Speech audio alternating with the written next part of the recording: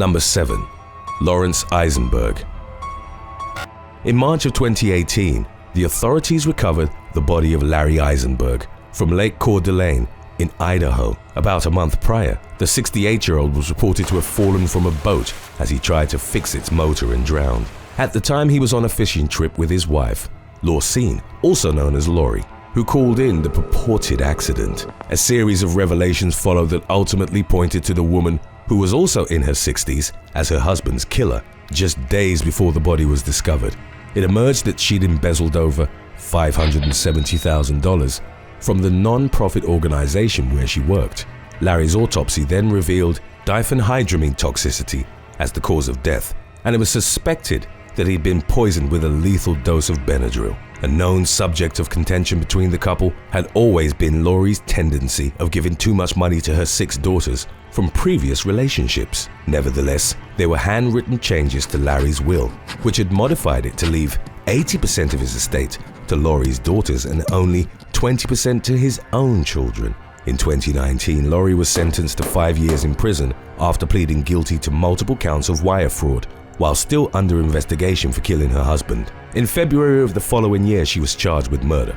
After the evidence solidified her ruthless scam, Lori had killed Larry so that he wouldn't find out about the embezzlement and then divorce her, which could have seen her left with nothing from their joint estate worth over $1.5 million.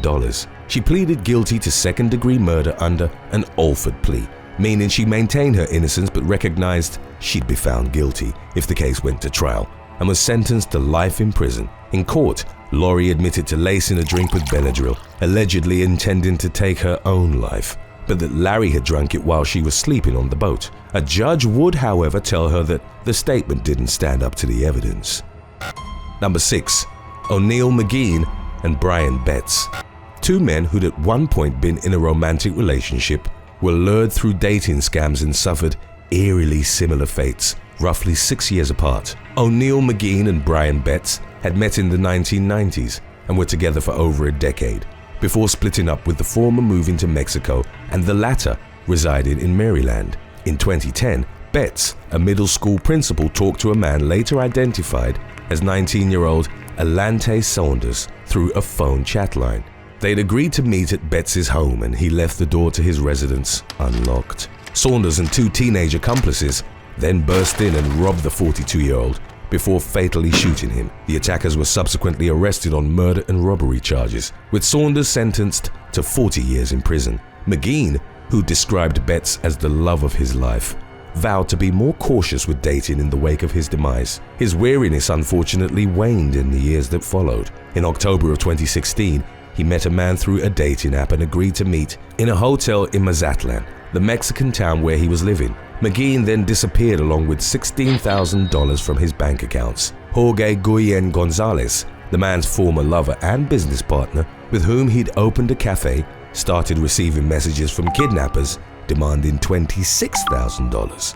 The message exchange, initiated from McGee's phone, continued for a few days but then abruptly stopped. McGee's body was then discovered in a yard buried under freshly poured concrete. At the hotel where he'd been lured, the attackers beat him so severely that they'd punctured both his lungs, killing him. His body was then wrapped in a hotel curtain, stuffed in a bag, and transported across town to be buried. Gonzalez, who was rumored to have been fired from the cafe by McGee and banned from his home, was suspected to have orchestrated the plot. He maintained his innocence, but was arrested along with 3 other men. Number 5. Sarah Daisley. In early October of 2021, disgraced former St. George bank worker Sarah Daisley was arrested in her native Australia, once more in a massive fraud case. Daisley had been investigated for months leading up to her initial arrest in December of the previous year at a Sydney CBD venue. Footage, which made headlines across the country, showed her being taken in the back of a police van while wearing a skin-tight grey jumpsuit. The case against Daisley revealed her as the alleged mastermind behind a fraud operation from which she'd ultimately incur roughly 127 charges. She also reportedly had ties to the criminal underworld through her drug dealer husband, David Suka, who'd been convicted to over 20 years in prison in Western Australia. He was only 23 when he was arrested in 2004 after arriving at the port of Albany with an estimated 220 pounds of cocaine on a South American cargo ship. Since 2016, Daisley had stolen the identities of multiple people from driver's licenses and used her position at the bank to create fake accounts through which she moved hundreds of thousands of dollars. She reportedly siphoned $350,000 from an elderly individual, basically stealing all of their life savings. In October of 2021, Daisley was again taken into custody along with 3 other suspects after the police had seized $400,000 cash, documents, and electronic items. 3 weeks before her arrest, the 30-year-old had given birth to twins, cared for in her absence by Suka, who'd been paroled. In late October, the mother of 4 posted the $1.8 million bail and stated an intention of combating the charges against her, with a trial date potentially as far away as late 2023. The plethora of charges on which she stands accused includes 72 counts of possession of false documents to obtain financial advantage and 26 counts of possessing information to commit an indictable offense, among many others. Even if Daisley is convicted on half of the counts, it would still likely result in a custodial sentence. Number 4. Old Jesse Omoka. In the late 2000s, an Australian woman began an online relationship with a 28-year-old Nigerian man named Old Jesse Omoka. In 2010, the pair met in Johannesburg and spent some time together without incident. Jet Jacobs, then in her mid-60s, vowed to return to South Africa and be with her lover again. Throughout their 4-year-long relationship, which mainly unfolded over the internet, Jacobs had sent Omoka over $90,000. Family members warned the woman that she was being scammed and cautioned her against a second trip to Johannesburg that she'd been planning. Jacobs unfortunately couldn't be dissuaded. On February the 9th of 2013, 2 days after she'd met up with Omoka, the 67-year-old's lifeless body was found at her rented villa in Johannesburg. Jacobs' money, credit cards, jewelry, and laptop were missing, along with other personal items. Omoka, who in the meantime had returned to Nigeria, was arrested and charged with fraud. The University of Ibadan undergraduate was discovered to have had 32 fake online identities. While it was always suspected that Omoka had a hand in Jacobs' death, he was never charged with murder due to the authorities' inability to prove it. Today's topic was requested by Stax the Hustler, Spring Jungle II, and Rena Manvalova. If you have any other topics you'd like to learn about, subscribe and let us know in the comments section below. Number 2. Amyling Liu and Jihoon Lee. 2 California women were arrested on September the 19th of 2019 after running a scam that saw them earn close to $1 million in merchandise. Amyling Liu and Jihoon Lee, both aged 25, were apprehended at an apartment complex in Los Angeles on suspicions of theft by false pretenses and conspiracy.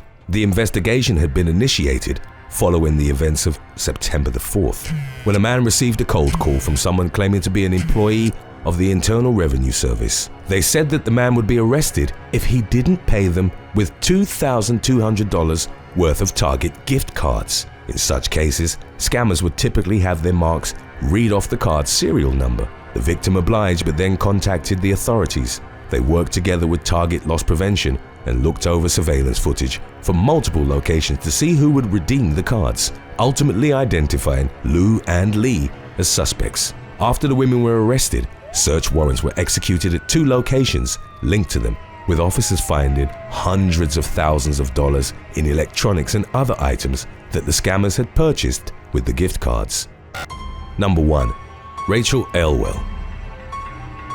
In 2021, a woman from Brown Hills, England, gave a fraudster over $150,000, convinced that she was securing his release from Eastern European loan sharks. 50-year-old Rachel Elwell had met a man she described as attractive and intelligent through Facebook's dating app in early 2021, and they struck up an instant connection. The man claimed that he lived in nearby Coventry, and the pair agreed to meet in person once lockdown restrictions were lifted. However, the scammer then claimed he had to leave for Ukraine on an engineering contract. He later convinced Elwell that he was being forcibly held in a basement by criminals and made her believe that she was the only one who could save him.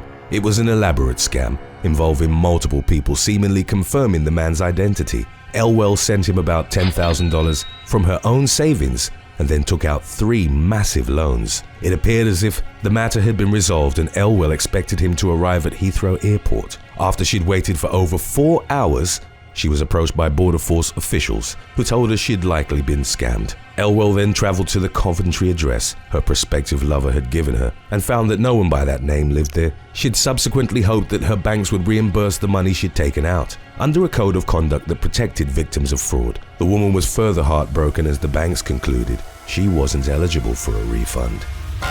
Thanks for watching. Would you rather attempt a bank robbery without wearing a disguise or have your parents invest all their money in a pyramid scheme? Let us know in the comments section below.